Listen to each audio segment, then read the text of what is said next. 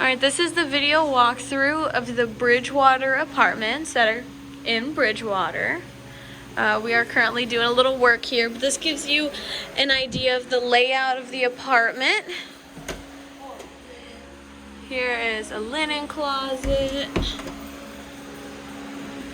Here you have the bathrooms. Now all of these units have the same layout as in like the floor plan, but the flooring may be different and the countertops may also be slightly different. But other than that, they do have all the same layout. This apartment has not yet been cleaned, I don't believe, and we have some touch-up painting we need to do.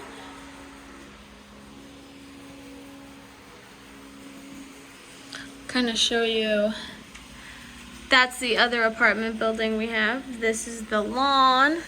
So there's lots of area if you have kids, if they want to go out running or whatever it may be. And then right here you have coin-operated washer and dryer. And then last but not least, I'll kind of show you the outside here. So here is an alley. This is not a parking spot. We were just here for a few minutes. We have some trees we need to get picked up here. Had a big windstorm the other day, so there's some off-street parking here. You know, if that's full, your next option is street parking. Let's take you around here. Sorry if it's like bouncing from a walking. The school is right across the street here.